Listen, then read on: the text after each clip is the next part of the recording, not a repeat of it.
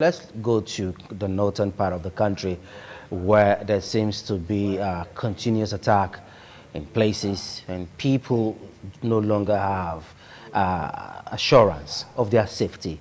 Well, we have someone joining us to look at the political landscape and the insecurity bedeviling northern part of the country. He's in person of Comrade Bako Abdul, a right activist and social crusader. He's the former National President Campaign for Democracy. He's joining us virtually from the City of Learning. Good morning, Comrade Bako, and good to have you. It's a pleasure having you on, being with you on radio and television. Good morning to the listening and uh, populace out there. Okay, now you have to walk us through, Comrade Bako. Just recently, 500 persons are missing in Zamfara State. And just recently, in Confluence University in Kogi State, some students were taken from their dormitory where they were actually waiting for their forthcoming examination. Are we really going forward security-wise, or is there a missing link, Comrade Bako? Because obviously, when you say there is a missing link, it's more than that. Because looking at what is happening politically, you will agree that a lot of forces behind this unwanted, unwarranted actions that are happening within the country. So for me, I think that missing link is not just a miss. Yeah, it is deliberate on the failure of leadership to nip it forward. Because when you look inwardly, you will see that there are places that are supposed to be revenue generating places for the country. There are supposed to be places where there are a lot of potentials for the country to tap in. And those are the places that such insecurity are taking place. So it is deliberate, a clique or a certain group of citizens have grouped themselves to siphon the nation and siphon it deep in, based on making things very tough, insecurity here and there for citizens not to be aware of what is happening. But deep in, smiling to their banks and their mercantilists that are in those ill-fated things that is happening to citizens in this nation. Okay, now you have been a voice. Now, someone that have been vocal for good governance in Nigeria, as it were. What do you think is the major problem of insecurity in northern part of the country? The social injustices that have been falling citizens is what is the major issue here.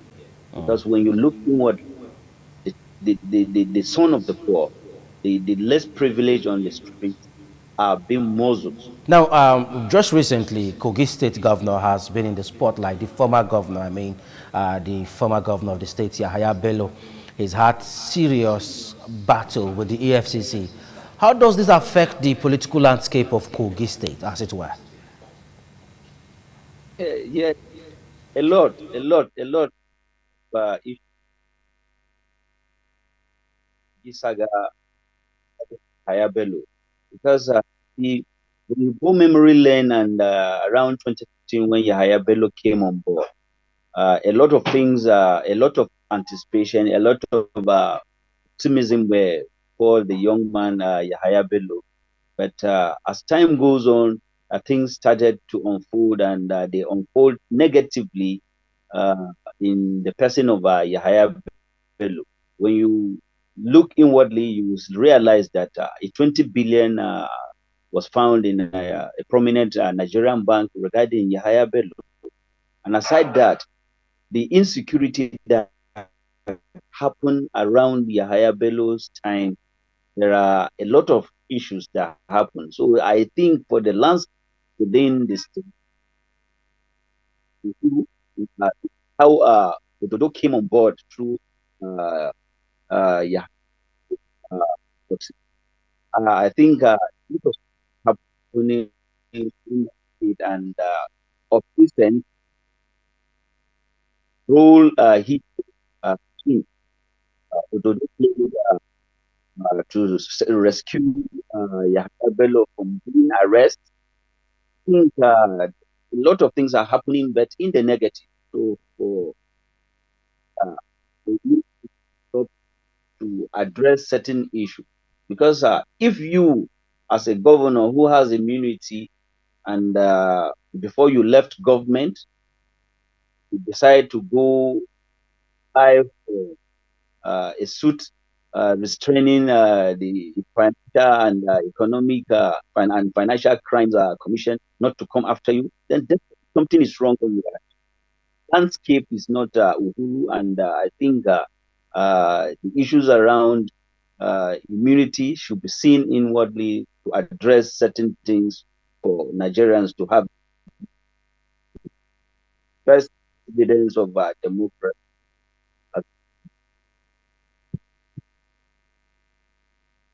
um, incumbent governor checking the activities of their predecessors, mostly when they are not on the same page. In Kaduna State, for instance, there are cases or speculations of Governor Basani having a longer head with the just immediate past governor of the state, Governor Erufai, Nasir Erufai.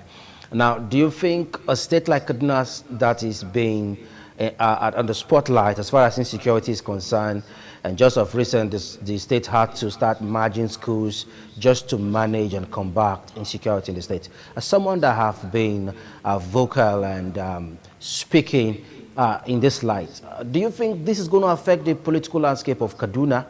Is it going to heighten the insecurity tension in the state? What is the way forward?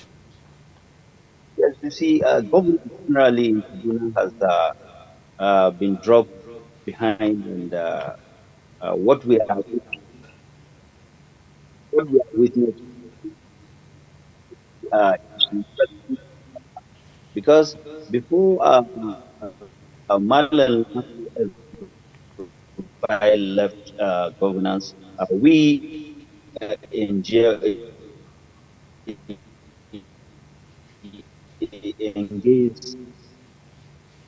in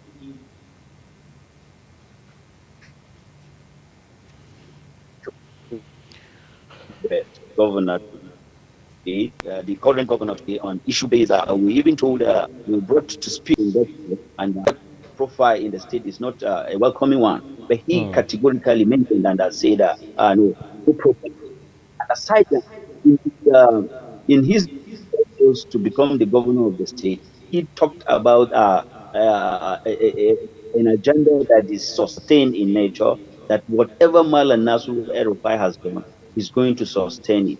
And today we are looking forward to seeing Governor Ubasani continue with the reform Nasru El-Rufai brought on board, not to derail some of those reforms. But what we are seeing today is quite different, and it is alarming for an agenda that is sustained in nature, that is a continuity in nature. And let's be the, they all belong to the same political party, and whatever might be the situation, the current governor backed everything Marlon El-Rufai did in his 8 years administration in the state. So for us, we are looking at it to be a diversion of citizens' attention on accountability, on engaging the process, and on when you look at what is happening within the assembly regarding the citizens to be a part of, it would have been a very nice issue for Okay. citizens to engage, citizens to come on board. They are doing everything indoor closely, so I think it is just the same political rigmarole that is happening, and nothing will be done to really heighten the landscape of the state politically. Rather, it's going to be just a political rigmarole as the case is. So, do you think is it out of place for incumbent administration to look at previous administration's activities as far as governance is concerned? Is it out of place because it's happening in Kaduna? Of course, Rivers State is not far from this dilemma. Is it out of place, Comrade Bako? Place in our issue-based agenda before they came on board as when they were contesting for the number one seat in the state. We brought all of them, the major political parties, candidates. We asked them those questions, particularly myself. I asked Ubasani, are you going to probe Malam Nasu Erufai? Then his answer was no. But today, what is happening? So it is not out of place to call your predecessor to account for certain anomalies that has been done. But when you look inwardly, today, if Malan Nasrul El-Rufai decides to say, no, I am indisposed and I cannot come before the probe, and my deputy governor then should come before the probe, you will see that it's the same Obasani-led administration that will be coming on board. Same with the speaker that really presided over all those drawdowns of debt and what have you. He's a commissioner in Obasani's administration. So we are calling on citizens to be mindful of what is happening. His accountant general then, Malanas Erufai accountant general, is the same commissioner of finance today in Obasani-led administration. So something is happening and somebody is trying to play the ostrich, and that is what we are saying. It is not bad, but we should be more wiser and more clever than to be cajoled by a system that is not really giving us the best of outcome. Abuja Studio will be joining this discussion. Tolulokpe have some questions for you. So let's quickly get to Tolulokpe now as he hits you up now. Tolulokpe. Comrade Bako, we talk about the recurring issues, especially when it relates to graft issues. We know some challenges in the northern Nigeria. And just like Daniel said, we also have issues coming from the recent accusation leveled against former governor of Rivers State, Wike. Is there a way we can be able to reduce the excesses of governors when they are in office? Because we see instances where at the end of the day, they leave tales of issues that the successive government always back with. The Wike example, the Fubara example, the Kaduna example, and so many things. Is there no way we can be able to reduce the excesses of these governors? There are ways we can reduce this excess. First, we shouldn't even go to the immunity they have regarding them in office. But if you have a clear cut and a responsible House of Assembly, those that are saddled with the responsibilities of oversight on those governors, I think when credible and competent and qualified people are elected in such positions, devoid of anybody bringing them on board like they normally do. Because in most primaries, you realize that people who are contending to become House of Assembly members are in the pockets of those governors. There are people, there are chronics that are bred through these governors to become members of the House of Assembly. So issues of oversight are lost. Issues of accountability are lost. So until the citizen wise up to decide to say that they, enough is enough, they decide who becomes their candidate in the House of Assembly, and the issue of immunity regarding those governors, the Constitution should be looked inwardly to say that, okay, certain things covering those governors without being tried at that point in time to be expunged in the Constitution. Otherwise, we will always be getting things done wrongly. We will always be getting money bags from. Okay, comrade. Another issue that I want you to take at also has to do with let's take a look at what is happening in Rivers State. We've had this time the governor had to dissolve the National House of Assembly, the State House of Assembly, because majority of the people in the State House don't agree with him, or using the word, they don't see eye to eye. But that's just one case. We also had this in some other Nigeria. The governor has also used his power to set the state, or even we have instances 3 members or 4 members of House of Assembly with state over 13 or 14 members. How can we be able to use the power of the that can't be able to do, because in a senile crime such a thing cannot be done, but we get to see recurring issues of sure. Is there a way we can reduce the power of governors? Yes, there are ways. Because, today we are lacking in one thing. Individuals have been stronger than our institutions. By the time there are in every institutions, there are laid down rules of engagement. There are modus operandi to such institutions. But today we have allowed ourselves to be used uh, against the public institutions that are supposed to be the custodians of the citizens. So by the time we strengthen our institutions, we put things right, individuals will not be as powerful as against the institutions that be. Today, take a look at what happened in the case of Rivers. Without prejudices, those members that resigned their membership from the political party they belong, that was instrument to them becoming members in the House of Assembly in Rivers State, are supposed to come up and say, oh, no, today we disagree with what is happening. But because certain people are so powerful that they dictate the tune, they pays the piper, that is what is happening. But if institutions are supposed to be saddled with the responsibility, the law is very clear, our constitution is there, and it has spelled out when you resign your position or you throw the towel regarding your position or you deflect to another political party regarding your position, you will forfeit your position. But our institutions are so weak, so much so that individuals determine what happens within our institution. The judiciary is supposed to wake up from its slumber and key into reforms so as to strengthen and uphold the sanctity of the judiciary. That we need to strengthen our institutions.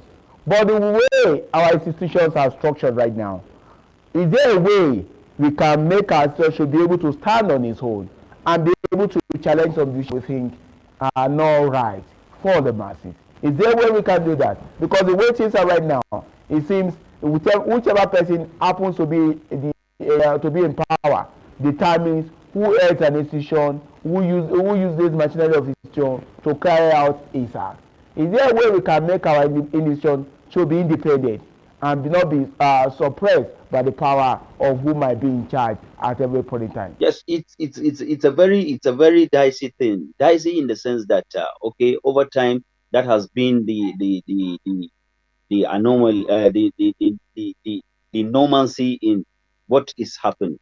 Because today, who are saddled with the responsibilities of enforcing the laws are dancing and to the tune of bourgeoisie. So it will go a long way for us to really have that done. But the modus operandi of the organization has to be looked into. And again, there are rules of engagement in whatever you are doing. If we do strengthen those things, we will be getting it wrong. But most especially the judiciary and the law, the law enforcers who are security outfit like the police, if we don't reject those systems, we will always be getting things done wrongly. Look at the case of uh, Yahaya Bello. When Yahaya Bello was to be arraigned and was to be brought arrested in Abuja, a sitting governor came to his rescue, which is absolutely not right, because if you as a sitting governor decide to take the laws into your hand, it is deliberate, it is unfortunate, and we will not get it right. So by the time we strengthen our institutions by way of reviewing our laws and making sure that certain powers that are accorded to certain people are stripped off, I think we will be getting things done properly. And once one fails to get one fails to fall in between the judicial system, I think should be penalized, because offenders come, does things in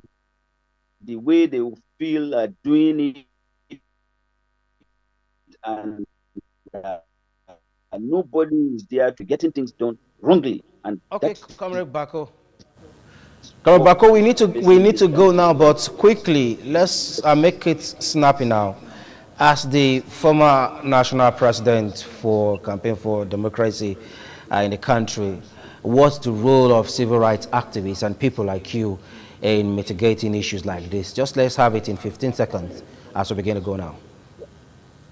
For we are engaging, we are participating, we are holding government accountable, and at every level. When you come, when you put Kaduna State with a mechanism on local government, the state, is know what is happening within the budget cycle, know what it's allocated to every sector, proving the issues of trust, proving the issues of, and will be up to speed dividends of democracy to common people. Former national president campaign for democracy. We appreciate you for finding time to join us on the show. We'd like to have you again and again.